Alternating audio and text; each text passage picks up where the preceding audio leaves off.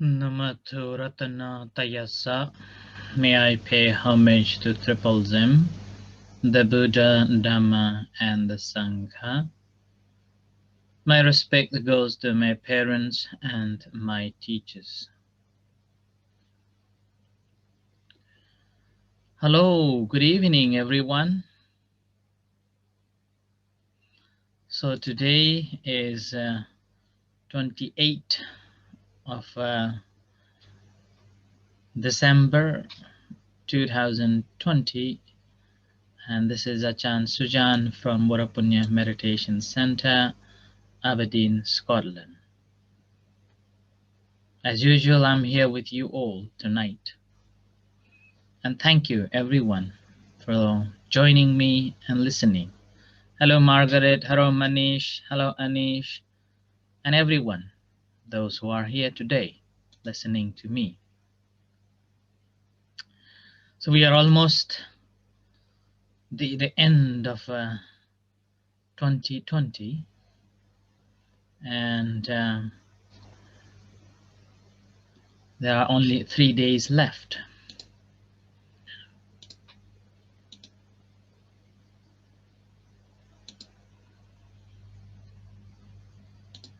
So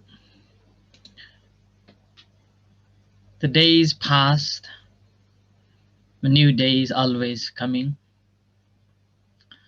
At the center, we are also working. Today, early morning, Bruce came and gave us a hand chopping all the newly arrived wood for the next year's winter. And meanwhile, work in the barn. This afternoon, we have completed putting the skirting, and that means just one last painting along the skirtings are left. The rest is done for the barn.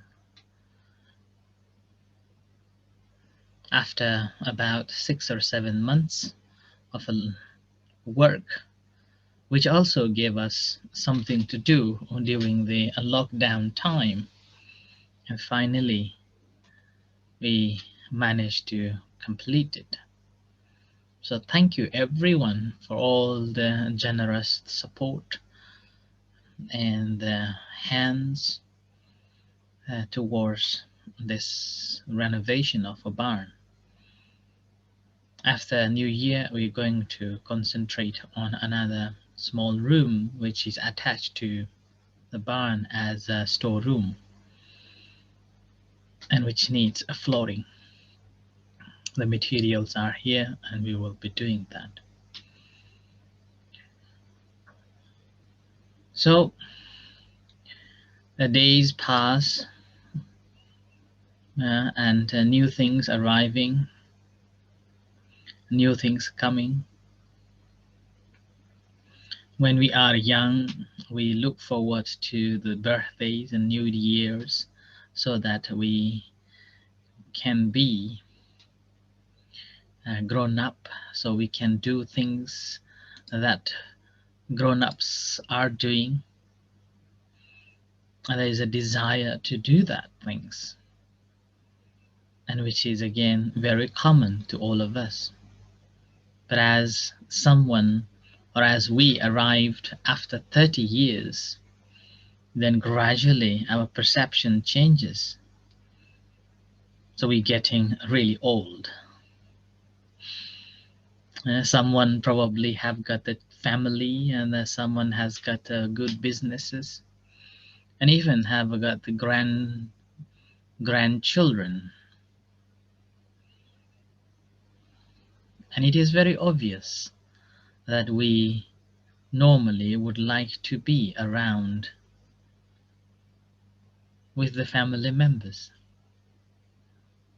And this year, unfortunately, due to the coronavirus, hardly we can come together and join.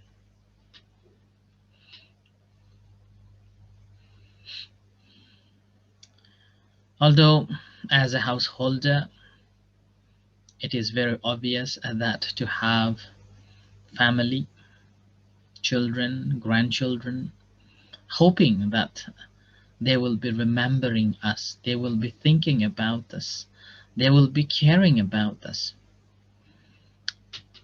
Frankly saying, you may not like it, many would be upset. It is true that we all have a desire, but they may remember you sometimes a day or maybe a week or maybe a year in a birthdays or special days. You are already forgotten. And similarly, this new year are also like that. New things are also like that. Right? When new things comes, we all excited,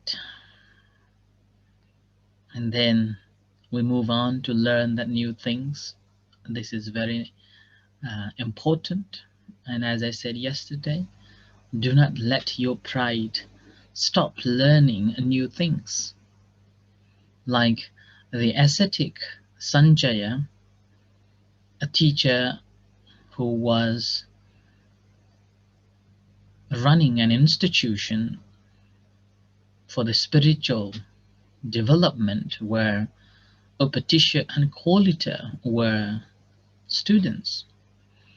And when Upatisha and Kolita found the new way of a living, a new way of a practicing for the enlightenment, when they came to express and try to encourage ascetic master Sanjaya, because of his pride, he refused to go. And if we deep down know that the path that they are going is right, or deep down we know that the action that they are taking is the right one, and we, because of the pride, we cannot go, then we have a trouble.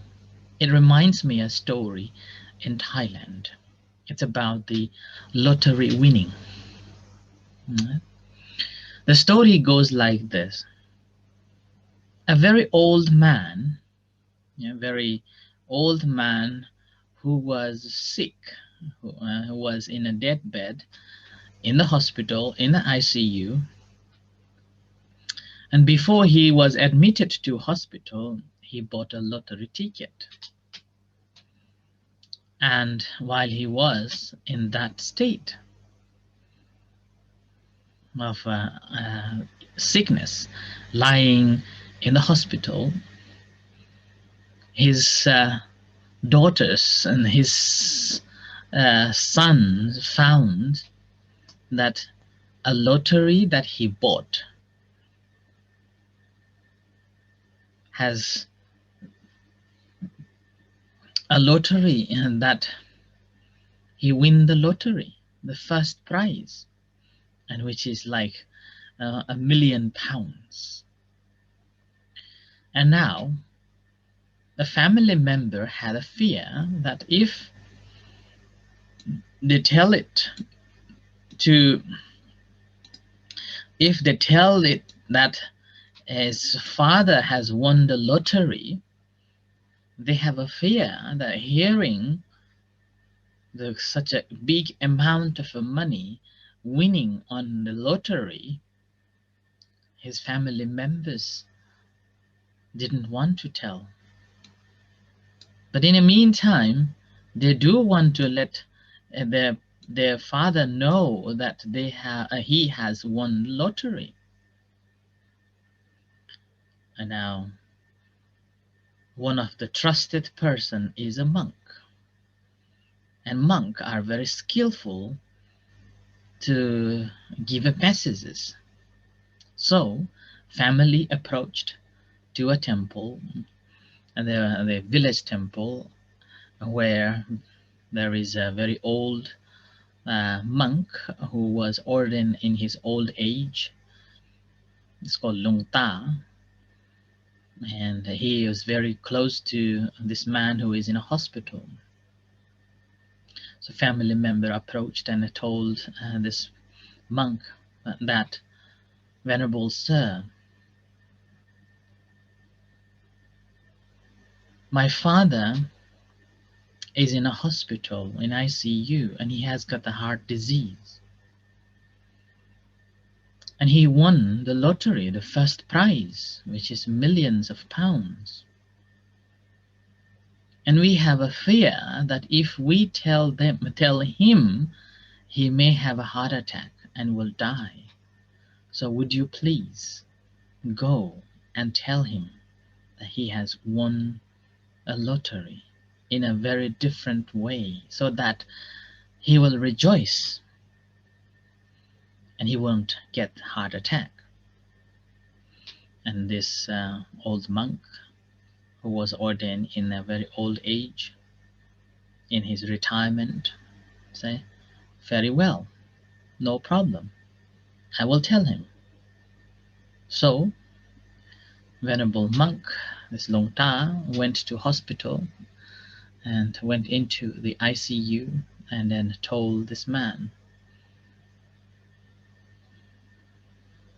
"Mister, suppose, okay, this is just a suppose, in case you won the lottery, what would you do?" Yeah. Remember, it is just in case, not a real, in case. Suppose you won the lottery, what will you do?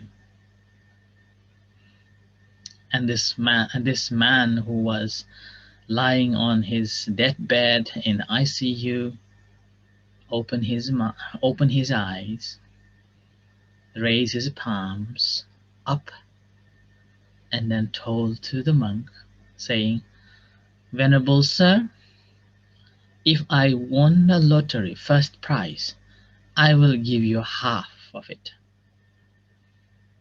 And immediately this monk got a heart attack. Because this monk knows that he had won the lottery. And now he's trying to make it diplomatically, trying to tell to this man. And now this man told him that he will give half of it. And this monk, having heard that he's going to have millions of pounds, he got a heart attack and he died on the spot. So similarly, that could happen if we know, but because of the pride we cannot go and learn.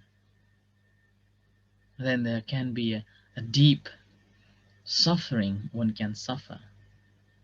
And that exactly happened to the ascetic Sanjaya after his students left the institute to the Buddha. This Sanjaya knew that the Buddha was a great man who has enlightened, and he knows the knowledge, and he could go and learn from him, but because of his pride he was unable to go. And with this it says that after his student left, he vomited the blood out of this pride, and this can't stop. He got a shock and he died on the spot.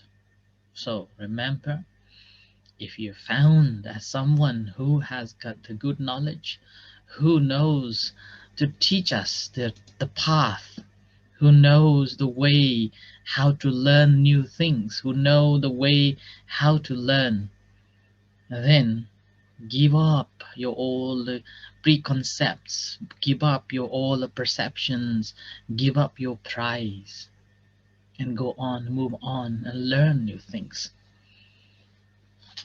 like the Venerable Sariputta and Moggallana, after they left along with his colleagues, left the Sanjaya, came to see the Buddha.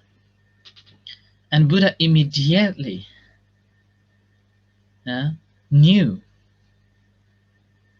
So Buddha immediately knew that this Upatisha and Kolita, when they were approaching, Buddha said to them that, "Come, O monks, well preached is the doctrine. Practice the higher religious life for the ending of the suffering." So these formal students of the Sanjaya immediately admitted to the Buddha's asana, Buddha's teachings. And the Buddha immediately proclaimed that the Venerable Sariputta and Moggallana would become his chief disciples. The other monks were surprised. The newcomers should be shown such a great honor, shouldn't be? So Buddha explained that for countless lifetimes, Sariputta and Moggallana had strenuously exhorted themselves to win this eminence. So, with that, they had opened up their minds. They had opened up this thirst to know new things, thirst to learn the way. They come across to the Buddha and they join the Sangha. And the story says that after 7 days, the Venerable Mahamoggallana became an Arahant. And he had been meditating for several hours when the drowsiness came suddenly. It became overtaking him. And the Buddha knew this and appeared before him, exhorting him to be jealous. And later that day, Mahamoggallana, the Kolita, attained the enlightenment. And after 7 days, again, Venerable Sariputta also attained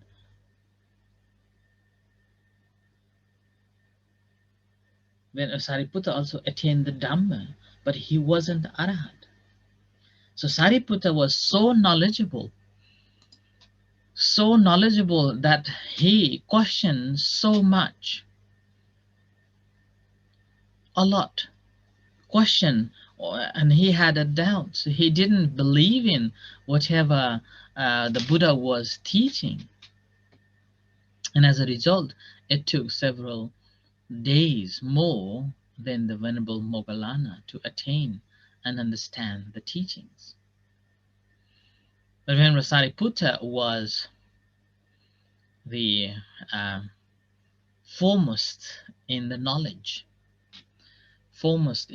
similar to the Buddha. And that's why in the Buddha's teachings, what we need to understand in our day-to-day life, that sometimes only knowledge is not good enough. You may acquire knowledge by reading books. You may acquire knowledge by reading or by listening to talks. But if you don't have a faith, then it can be slowed down for your realization, for your understanding. Whereas Venerable Moggallana got immediately enlightenment, who had got a great faith and confidence. So in our life, sometimes we know that this is the right path, then we do have to develop the faith and confidence and work it out. And with that, we will be able to follow the right path and attain.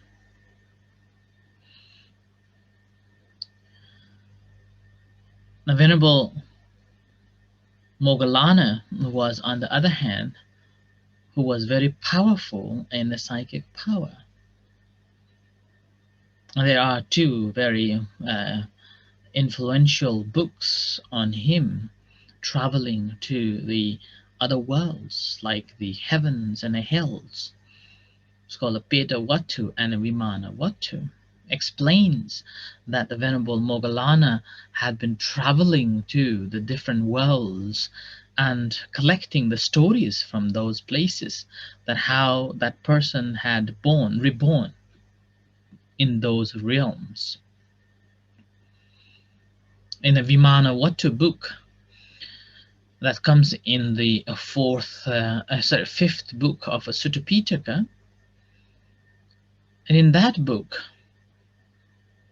Venerable Moggallana had traveled to the heavens and collecting the stories of each and individuals, those who come across, saying that how that person had become uh, reborn in that celestial heavenly beings. And most of the time it appears that they have done very small, little by little things, not like a great big things. They have done only small things, and a majority of them have done only like giving small things, like offering a glass of water, offering a shelter, offering a drink, offering food. And when they are offering with great faith and confidence, and without expecting anything in return. They wanted to share that, and they just give it with the altruistic thought of wanting to help a person. And more so, the stories are mainly on the base that the person who was, like, let's say, a householder living in a village, a monk comes from a far distance and walking for the alms, and this person never saw a monk, never had any faith on a Buddha, never have a faith on the Sangha, the venerable monks. But having seen the serenity and the dedication of venerable monks, they wanted to offer. So they comes out and then offer even just a glass of water, a piece of cloth, a shelter. Yeah. So with this little offering, the result of that small offering that done to a venerable monks, it resulted reborning in the heavens. And this again based on altruistic offering, not because they have offered it and then they hope for the celestial destinations. Not like that. It reminds me a story from a book that I have written. It's called Kalayana Metta Chittena. In that book, I have written a story that I was told by one Malaysian lady.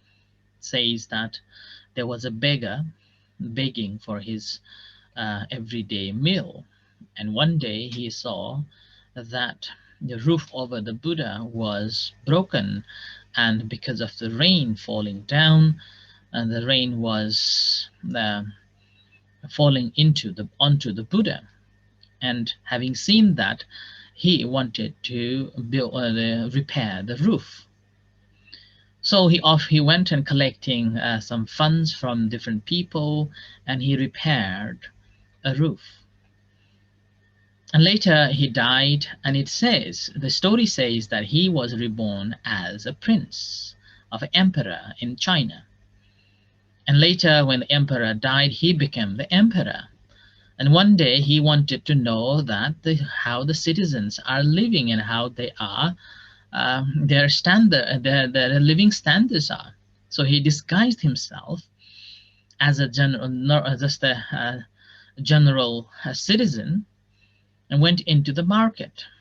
And in the market, somehow he came across with this fortune teller, and fortune teller recognized him, saying, "Oh, you are a beggar in the emperor." And suddenly this emperor thought, "Oh, how do you know me, that I was a beggar?" So then this fortune teller told him that in the past life he was so you repair the roof over the Buddha, and with that good action you reborn as the emperor and become an emperor, the prince, and become emperor. And immediately this emperor said, oh, in that case I will repair everyone's house so that I can reborn as a I can reborn as an emperor again and again. At that moment, this fortune teller told him, saying that, oh, your His Majesty or Emperor, it is not how it works. You have to do altruistically, only then there is a good destination. So Venerable Sar, this moggallana was traveling and collecting the stories, and it was compiled into this book called Vimana Vatu and Peta Vatu. It's a beautiful story to know that even the small good things that we do with altruistically, it has a results and a good destination. So I end here with this, that good giving always brings good destination.